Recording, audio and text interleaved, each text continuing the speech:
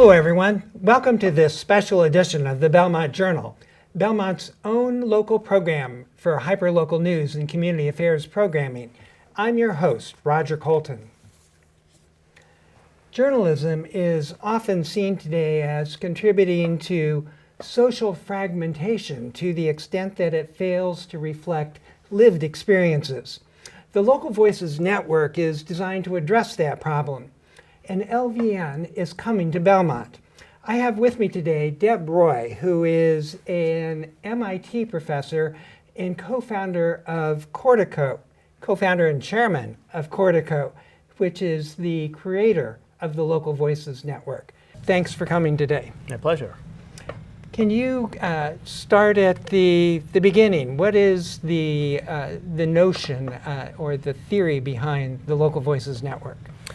You know, the idea is really to create a new space, a new option for ordinary people to be part of a public conversation, really with the goal of being able to improve our understanding across cultural and political boundaries.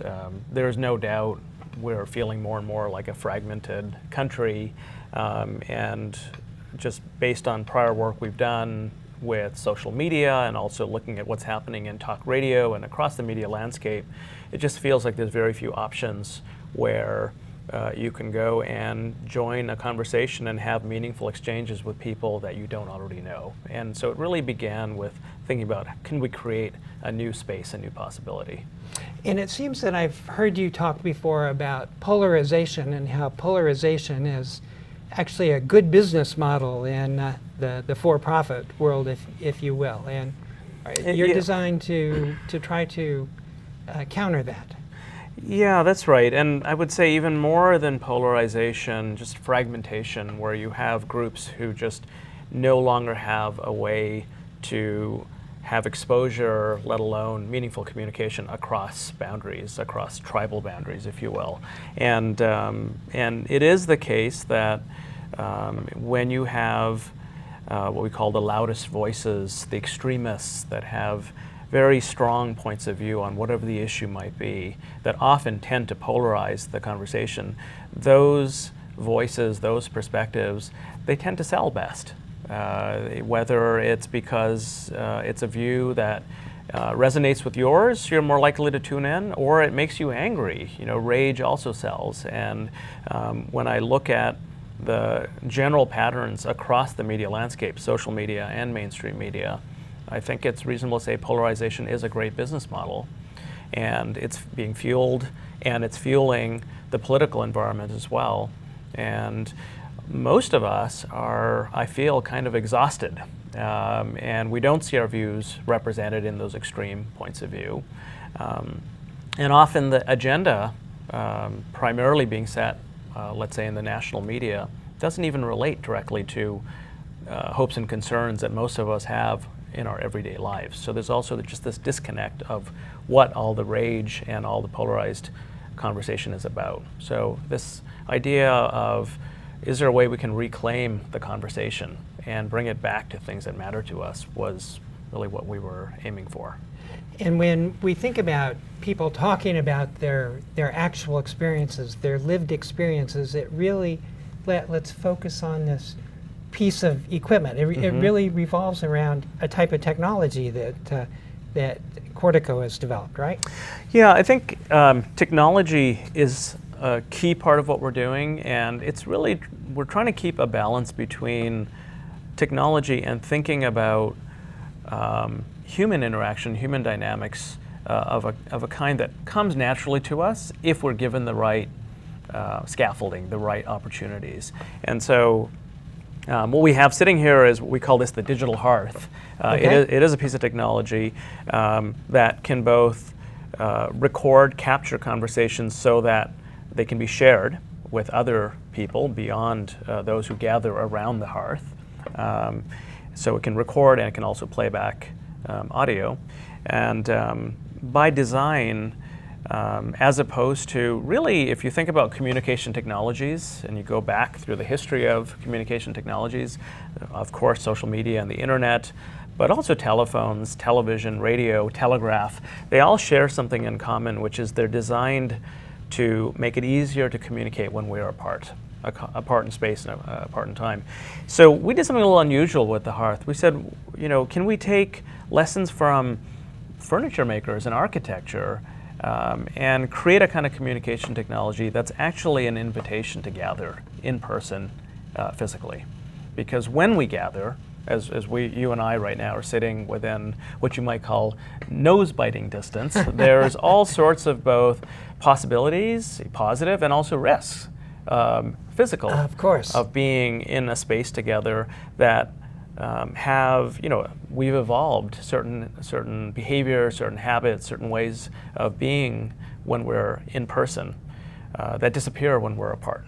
And so the hearth was really thinking about bringing technology back into the context where we're with one another in person. An interview that let's listen to now that talks about the technology that goes into the hearth. I'm Sam Wolf. I work for the Cortico team, and for the last couple months I've been working on our hardware here, our beautiful hearths, and sort of making sure that we have all of the units up and ready to go into the world, and starting to think about what we love about our current version and what should go into the next version. The design of the hearth sort of fits into two categories, both the internal technology as well as the external design. And we paid key attention to actually designing the hearth to capture a lot of the things we try to encourage in our conversations. And basically a couple key things that I like about the hearth is one is the materials we're trying to use is sort of this cherry wood material. And this is the kind of material that's been in people's homes for hundreds of years, and so it's something that's familiar. And second to that is actually this circular cylindrical shape. It allows the hearth to sit in the middle of a table and have people approach it from all different sides. And so these two things coupled with under the hearth, we actually have a lit interface that lets everyone know exactly when the hearth is recording and when it's not recording through this sort of warmth and light at the bottom.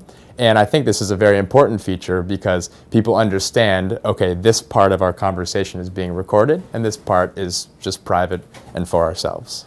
The problem of trying to figure out who is talking at any one moment in a conversation is an interesting and difficult problem that we try to solve in three different ways. One is this angle of which direction is the speaker coming from, but if we combine that with looking at speakers' voices, and we can sort of separate the voices that way. So that's a secondary way of looking at it. And the third is once we have the text of the conversation, there's natural breaks in between when people talk. As we've developed the hearth, it's been interesting to focus on sort of the core technologies we've been using, which is this interesting cross-section of how do we build custom technologies specific for the hearth, as well as relying on a lot of the off-the-shelf components. And so the brain of the whole system, we've been relying on a great platform, which is the Raspberry Pi, which sort of provides us an easy internet-connected open source hardware platform that allows us to do anything we want. But that being said, we sort of found very quickly that for the audio recording side of things, off-the-shelf components were fairly limiting, which was how do you create a microphone array in order to grab sound from 8 different sources, as well as focusing on high quality recording. And so it seemed like there were high quality audio recorders that didn't have 8 microphones, and there were 8 microphone arrays that didn't allow for high quality recording. And so this interesting niche that we found ourselves in sort of pushed us in the direction of creating our own circuit board. I've had a lot of fun working on the hearth for these last couple months. First off, I've been very interested in this cross-section between technology and beauty. And I also like that this is a technology that while it has a fair number of bells and whistles and interesting features, the goal of it is sort of to disappear into a space. And I appreciate any technology that when you need something from it, you can look at and engage and in a couple seconds get the information you need, but it's never the focus of the room. It's sort of its goal is to passively leave people's minds and so that it can encourage the very human behavior around the hearth. And trying to visualize this, there will be a group of people having what's called a facilitated conversation that is then recorded by the hearth. Can you explain the facilitated conversation? Yeah, so the heart of the project is to create spaces for small groups to gather. And we started then thinking about the conversation as itself something that can be designed and structured so that depending on the structure of a conversation, very different kinds of conversations will happen, very different experiences will be had by the participants. And so the idea was to create a small group conversation with a facilitator, someone who we call the LVN host, that creates a space and sets the basic format of the conversation. I'll explain what that is in a minute. And those conversations happen around the hearth so that all of the participants' speech can be recorded and then processed through a kind of human-machine collaborative process in order to then create links across these conversations. So one of the things we're really trying to do is create a space where we can surface personal stories about public or shared hopes and concerns, right? Okay. And Do you have, is it possible to listen to a yeah, typical so one? let me, absolutely, let's listen Okay. to a couple of examples. And let me say one more thing, which is this concept of cross-pollination. So one of the key things that the technology, there's sort of two roles for the technology. One is to create bridges across these conversations, so you end up with a what we call a conversation network. So if there's another small group, say a group comes together at the Belmont Public Library and has an LVN conversation, might last for an hour and a half, okay? And then 2 weeks later, in Dorchester, a group convenes and has a conversation. One of our interests was to be able to lift excerpts from, say, the Belmont conversation and in the appropriate way allow the group in Dorchester to listen to a voice from Belmont and respond. And maybe their response then hops over to a conversation in Cambridge and so forth. So that's one role of the technology. In fact, it's kind of like an onion, right? You have layers of the onion. So the innermost kind of conversation is that small group. And you know, if you were to participate in an LVN conversation, you'd probably have an experience somewhat different than most of the conversations you're having day to day. And we're finding several hundred people now have had an LVN conversation. The feedback is really positive, that is a kind of conversation I'd like to have more of, and I really haven't had an opportunity to have. It starts there. Then there is a kind of larger conversation as you connect across, and Right. we think there's something potentially magical about hearing that voice From someplace from else. from somewhere else, but somewhere nearby, because it's okay. one thing to see the person passing on a street. It's another to Hear hear them tell a a personal story. story about something that they're concerned about that may be a concern of yours as well. Yes. And that becomes the building blocks, we hope, for constructing a better shared understanding, first and foremost, of spaces and places that we share. But then absolutely, as you start zooming out, if you have what we call LVN chapters in multiple parts of the country, what if there were commonalities and connections that started emerging across those? And of course, you know, if there is some common elements of the human condition, we would expect we will start seeing those patterns and those connections, and that is already starting to happen. So back to, you wanted to hear an example? Yeah. Okay. Yeah, So let's, let me set this up a little bit. Okay. We started our, one of our key collaborators in this effort is Kathy Kramer. She's a political From scientist. She lives in Madison. And Okay. She's a political scientist and has spent her career developing methods of what I would describe as deep listening. And so she started working with us and was really shaped this overall project. And because she lives in Madison, that was a logical place to start our pilot work with LVN. Okay. In Madison, we, over the spring, have had several dozen conversations now that have involved a few hundred people. And so I'm going to play for you first of all, a short highlight, about a minute, where we're going to listen to a a public school teacher. He's white. He's talking about an issue that has become very talked about in the community of Madison, the interaction between police and children of color in the schools. Okay. And so you'll hear his perspective on this, and then I'll take you to another conversation where someone listened to and responded to that story. Okay. Yes. So the way this works, by the way, the hearth is currently recording. We see an orange glow. We call it like the hearthy orange. Okay. While recording, I can press a button here that says highlights, and when I press, and I can choose a highlight from a previous conversation, and we can talk later about how that process works. I do want to come back to sorting and searching. Okay. So why don't we listen to this clip from this public school teacher. So, yeah, I mean, my experiences with officers in the schools is that they do everything they can not to arrest kids. Mm-hmm. And they're extremely kind and very, very, very positive role models for kids in the schools.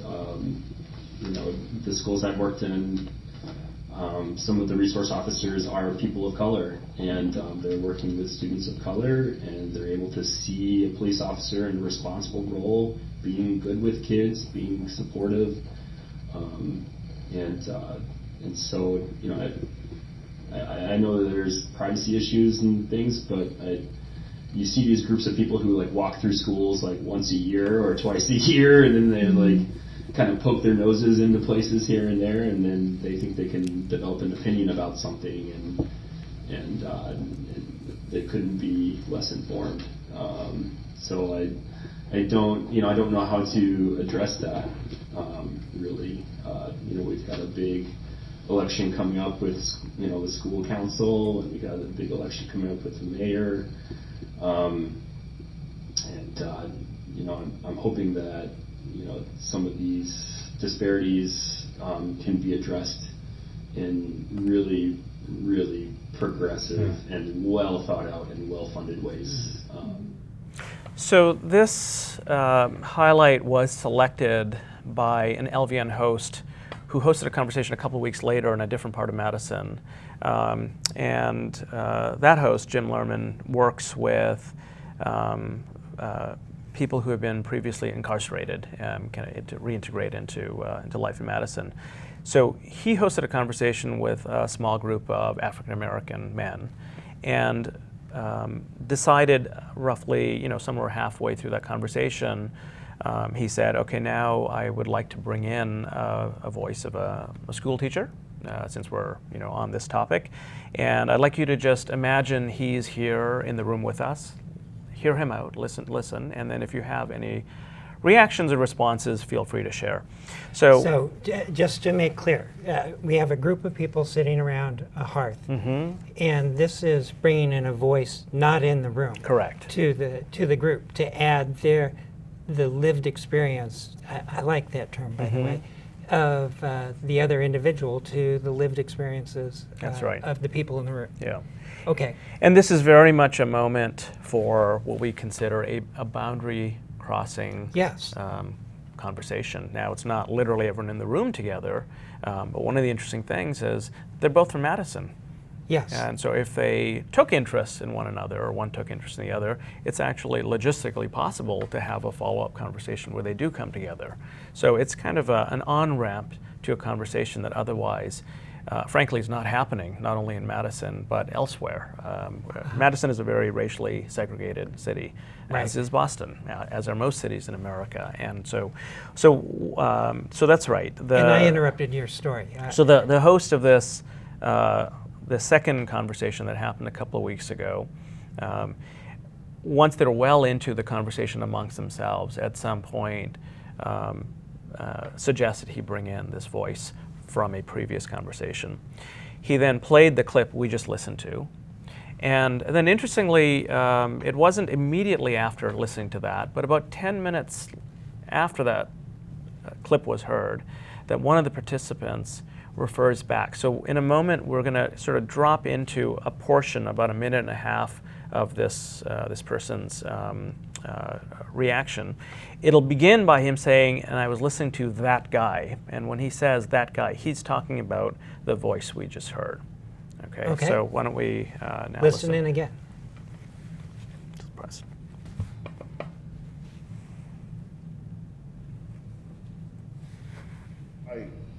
I was listening to the guy, and I actually was listening to his voice, and I totally can hear some of the things he was saying, but I just can't see how that is effective. And the last thing I will share, I remember to this day, like it was yesterday, I remember I was going through a teenager temper tantrum, and I was just I was just out of control, totally. And this is while I was in the institution, but I was a juvenile, and I remember a guy by the name of Bruce. He grabbed me because I was just out of control. He just grabbed me, put his arms around me, and just held me. And I was trying to get away and all of those things. He just didn't let me go. He didn't allow me to hit him or none of the above. Ultimately, I tired myself out and I just cried. But he didn't hurt me. He didn't disrespect me. He didn't belittle me. He allowed me to calm down, and then he started to talk to me. And I say that because to this day, that was an act of love. And it was not an act of disrespect.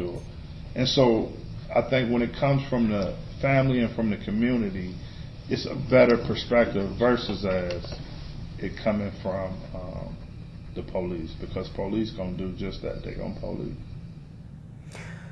So I like this example, and by the way, we've had many exchanges of this kind now in the pilot work in Madison, and we're starting to see in the Bronx. We think this is a really powerful kind of exchange where, if you notice in this example, it wasn't a debate, it wasn't hitting back at the other person on their point of view, but instead saying, look, there's this complex issue. In this case, how do police interact with kids of color? And you just have these two very different perspectives that are grounded out in two very different lived experiences, but they're actually about a shared concern. And what I would like to do now is, we had an opportunity to speak with another member of your staff about how this doesn't just happen, that the conversations are really structured to allow it to happen. So let's take a look at that conversation that we had. Welcome to this conversation of the Local Voices Network, also known as LVN. There are three main purposes of this conversation. First, we want to create a new space for community members to listen and learn about each other's experiences. We want to also connect across groups to build our relationships with one another. And third, we want to create a unique listening channel through which we can lift up the voices and needs of the community to candidates, local policymakers, and members of the media. I'm Parisa Parsa. I'm the Boston chapter manager for the Local Voices Network. I first was brought into LVN at the stage at a previous job where I was working in a dialogue organization, and we consulted with Cortico on building the dialogue process for the conversations that now are part of LVN. So the conversation will be recorded, transcribed, and added to a growing collection of similar conversations. And we'll be making those recordings available, as you know, to journalists, public officials, researchers, and other participants and partners in the project, with the goal of eventually making them available to the general public. We structured the conversations with the idea in mind, first and foremost, to get people out of the usual conversations that are issues-based and hold them to their positions, and instead to get them engaged around talking about their values that bring them to the conversation, that make them want to talk about what's important in their community, and the stories that really animate and give dimension to those perspectives, so that they can start to relate with each other in more complex ways than just a pro or con on a single issue will allow. So we begin the conversation with asking folks to name the values that bring them to the conversation, right? So there's the first go around that says name a value that's really important to you and informs why you showed up today. And then the next question in terms of getting to know folks is an opportunity for folks to share a story from their experience that will help others understand where they're coming from and what they're about. So it's story-based and experiential and invites a kind of way to get to know each other really quickly at a pretty deep level. So first we'll start with a quick round of introductions. Please share just your first name and some background information about who you are, like your age, what you do for a living, where you live, anything else you think is important for people listening to this conversation to understand about your background. The first part of the conversation is really structured in a go-around, and it gets a little looser as it goes. And then the final question is, what would you most like to have shared from this conversation? What would you most like to have others know about your community that you think isn't heard or understood right now? So we offer an opportunity for that going deep, and then an opportunity for really reflecting on what is it that most needs to be heard. And we hope that people will be drawn to these conversations for an alternative to engaging with each other in the ways that we believe democracy was intended to engage people, which is at that deep level, at that very personal level, and then connecting it to across conversations and across communities to a national level. To choose the topics that are translated across, or cross-pollinated, we call it, across conversations, the hosts are invited to look through highlights of previous conversations that have happened in the same area, or perhaps as we're starting a chapter and there might not be a lot of conversations from one area, from another area, and preloading those, getting those ready, and then choosing in real time where to intersect it in the conversation. So for example, if it's truly an open-ended conversation and there's not sort of an inkling going in about what direction it might go, a host might choose a highlight that has to do with housing, and one that has to do with healthcare, and one that has to do with racial justice, and have those at the ready depending on which way the conversation goes. If the host is pretty confident that this particular group of people is going to go right into conversations about education, they might choose a series of highlights about education and then make the decision. The thing that is most exciting to me about LVN is that it is really that opportunity to connect our very personal local lives to a story and to a shaping of a nation that is really critical and important, and something that is challenging to figure out the scale of. I think we're swimming in this sea of a lot of information and bumping up against a lot of people and trying to navigate all of the differences that we have and still find those points of connection. And I feel like LVN just offers this very concrete way to have a little taste of that experience of going deep with neighbors, whether you know each other already or not, and then to be able to link those stories to create a new national fabric of stories that can tell a truer, give a truer narrative for what we're about in the United States with all of our differences, but what does bring us together. Okay, I want to come back to a different topic. I actually jotted it down because it struck a chord, but it seems like there might be privacy concerns. Let me not say the concern. Are there privacy concerns? It's a question. Yes. There's definitely privacy concerns that we've been working through, and you know, the idea here is to create a public conversation network, and so it's worth first of all just recognizing that there are many kinds of conversations that I think we need to be having, and that are valuable to have, some of which are just meant to be private, and what happens in the room should stay in the room.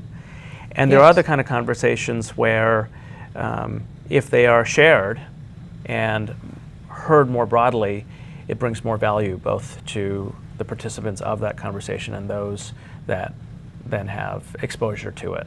And so there's a continuum from private to public conversations. We're very focused on creating a new space for public conversations and making sure that the participants, the hosts, everyone involved appreciates that, and in very plain language to make sure everyone knows that the conversation they're having around a hearth could be shared broadly, Yes. right, is a critical part of the project. And let's move to that, because the way this all works is if you have the ability to store the conversations and search the conversations and access the conversations. Can you explain that search process? Absolutely. Can I say one more thing about privacy? Sure. Okay. Which is, I think there's other complexities beyond privacy. So one concern that we have and that we have been very focused on is, in particular because we're interested in surfacing underheard voices, underheard perspectives, rather than those loud voices we were talking about earlier, the polarizing extreme points of view. And if you are part of a vulnerable community and share something that you later regret, that's something that we're very concerned about. We want to make sure that the hosts of the conversations understand that everything that is being recorded could be shared. We're also putting in mechanisms, we've already done this, so that if the morning after participating in an LVN conversation, you wake up and realize, wait a minute, something I said I don't want ever to be out in public, all you have to do is let us know, and we will redact the original audio and any transcriptions of what you said. And, Sure. And so we provided that, as a kind of stopgap or a kind of safety measure. Okay. A couple of people have exercised that. It tends to be, I said someone's name and I don't think they would want that in the recording, and so we've redacted.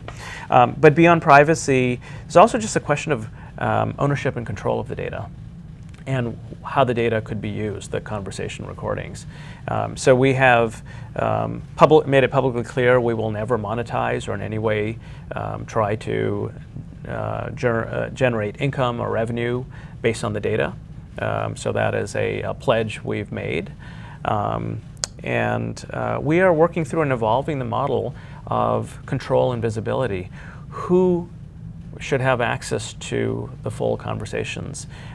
Who should be in a position to allow a local media partner to have access? And by the way, we haven't talked about this yet, but the sort of second function of the technology is to create a kind of aggregated listening channel for a community. So for journalists or politicians or... So they can tune in to the conversations that are happening in LVN, and inform their reporting, inform their policy making, and we hope move towards a more responsive forms of journalism or responsive forms of public policy making. And they can tune into specific topics.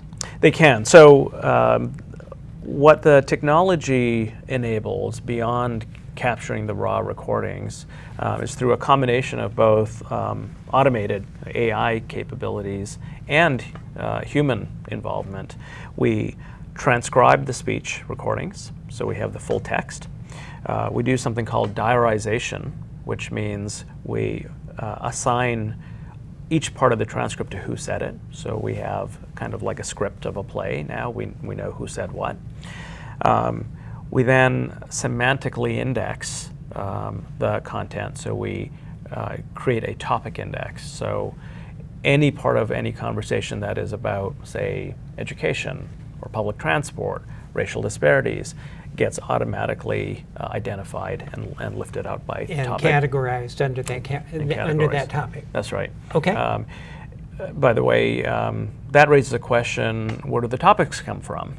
And the answer there is, again, a collaboration between machine learning, kind of AI techniques, on one hand to look for what the patterns are in the data, and there's a human element, a human judgment of saying, that is a meaningful topic, let's give it a name, let's build a model of how people talk about that topic, and then let's apply the model to find all instances of it throughout the data, right? And so, so we have all of these layers of processing. What that creates is an organized, indexed collection of conversations, and that becomes a very rich resource if you are now a local journalist. And And it seems to me, tell me whether I'm right or wrong on this, that this really allows the local participants, the local conversants, I'm not sure what the term is, participants. Yeah. participants, to set the agenda, because what they talk about is Yes. what gets picked up. That's right. Yeah, and it really goes back to the conversation format that we've already talked about, and the role of the host. This is not an interview. This is not a focus group where the conversation is directed by the interviewer or by the focus group coordinator or whatever you'd call that person. Instead, the role of the LVN host is to hold space, to create a space where the participants can really drive the agenda. So what are you hopeful for? What are you concerned about? Well, whatever is on my mind, I can bring to the table.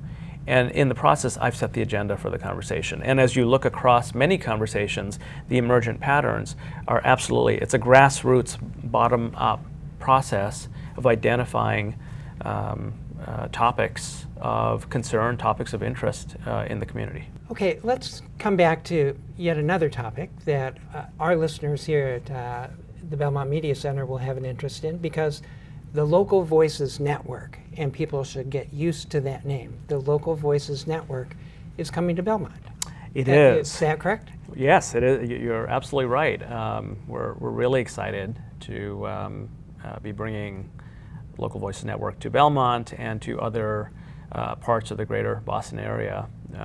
So we're building up our team here. We are currently trying to hire a community builder, someone who will be committed full-time to sort of activating communities around, including in Belmont, to participate. We're interested in, and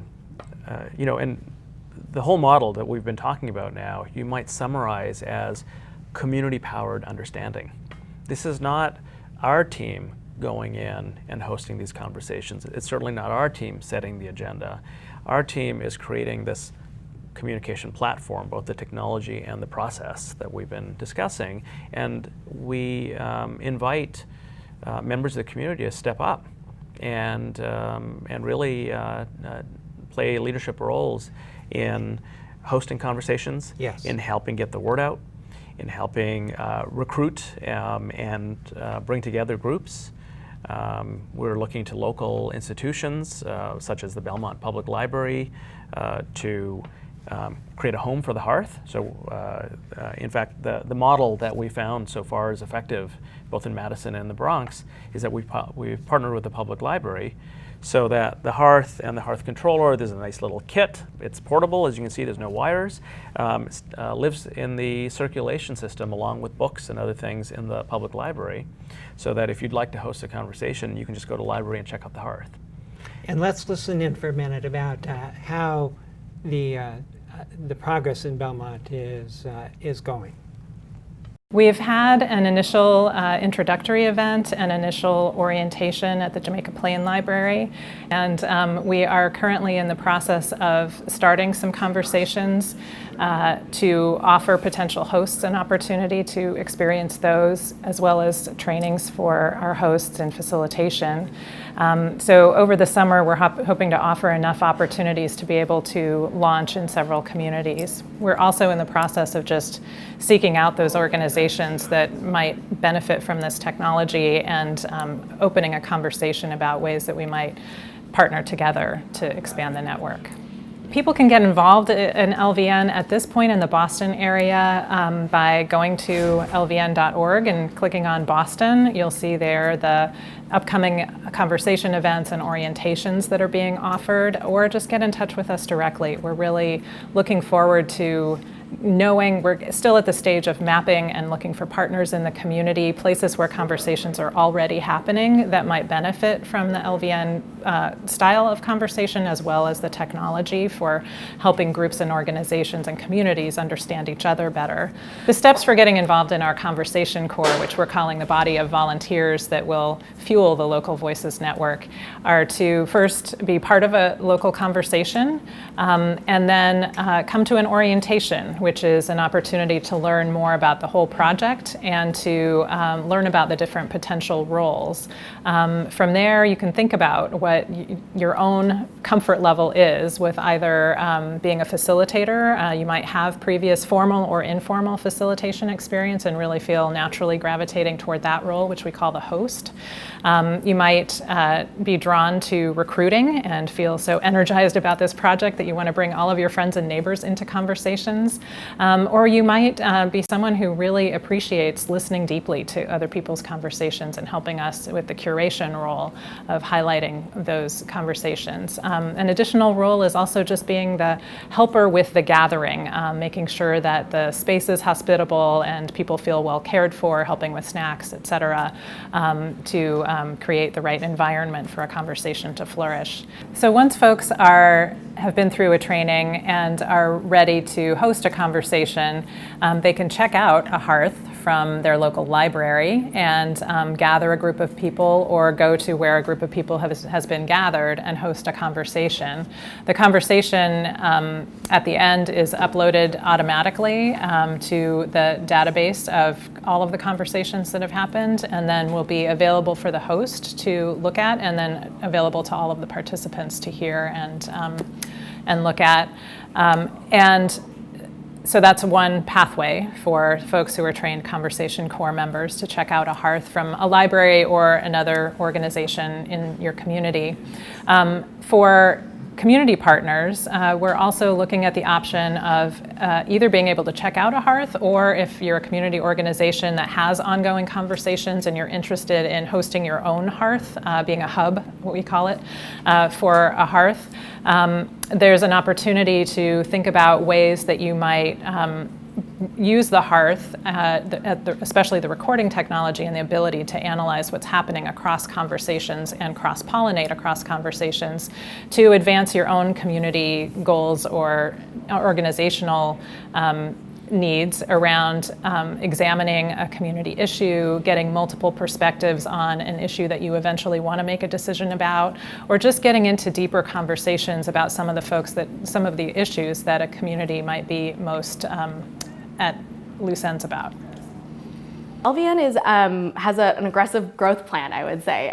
So we started in Madison and have really seen it take off, and like the legs for growth into other chapters. So a couple of these include Boston. So as we've talked about, New York. So we started in the Bronx a while ago, actually, with different variations of the project through what we called the listening box at the time, where we set up in a public library a space where people could come have one-on-one conversations. And our model has evolved to be more of a group conversation, and also the technology, of course, has also gotten more sophisticated. So we started in the Bronx. We're now sort of expanding quickly to other boroughs in New York and working really closely with the New York Public Library to figure out which branches are sort of the roots of the community that we're starting with. So that's happening in New York. In Alabama, we're partnering with AL.com, which is a large media organization in Birmingham. Actually, they're all over Alabama, but we're working specifically in Birmingham and are working to sort of develop the initial outreach and partners and staff that would be able to help us get off the ground there. And I guess I would also say that we have ambitions to sort of be all around the country. I think the exact timeline is TBD, but the hope is that ultimately this can be sort of like a national network of a way for humans in America to be able to understand what is happening in different parts of the country at a super local level. And I think we're having lots of conversations with different areas to try to see what that looks like. As we come back, you talked about Madison, but there must be a need for a diversity in the conversations. And diversity, people I think often hear diversity and think racial or ethnic diversity, but a diversity socioeconomic, political.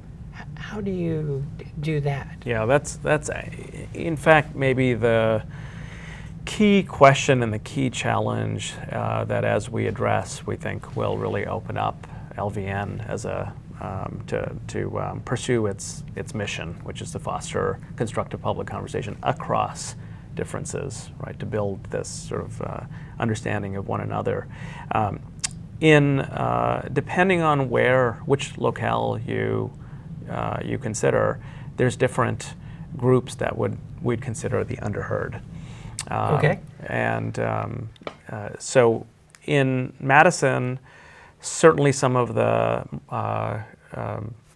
Black and the Latinx communities tend to be underheard. But also, this is a very liberal, progressive town. If you're the 1 in 5 who are on the conservative side of the political balance, you tend to be the underheard if you live in Madison. Yes. Drive 50 or 100 miles out of Madison into rural parts and smaller towns in Wisconsin, and that flips. In fact, one of the most politically divided states, when you look at within the state of Wisconsin, there's huge barriers of understanding and communication between rural and urban Wisconsin. So whether it's within Madison, how do we reach those diverse communities? They are often, that's where most of our effort is now going in building relationships with community organizations and members of communities. Likewise in Boston, that we're very interested in reaching different communities. And absolutely race or ethnic dimension is critical, socioeconomic is critical, and the political spectrum. Yes. Yeah, and it really is, we're really trying to create a platform that has the ability to create those cross-cutting conversations. That's great. Well, the Local Voices Network, we've been speaking with Deb Roy today, and the Local Voices Network is designed, if I can try to sum it up in you'll see if I heard what you were trying to say, but a facilitated public community conversation to have these conversations based on lived experiences and to allow folks like the journalists and our politicians to be able to listen to people's lived experiences. And Local Voices Network is coming to Belmont. We've been speaking with Deb Roy. You've been watching a special edition of the Belmont Journal. I'm your host, Roger Colton. I will talk to you again next time.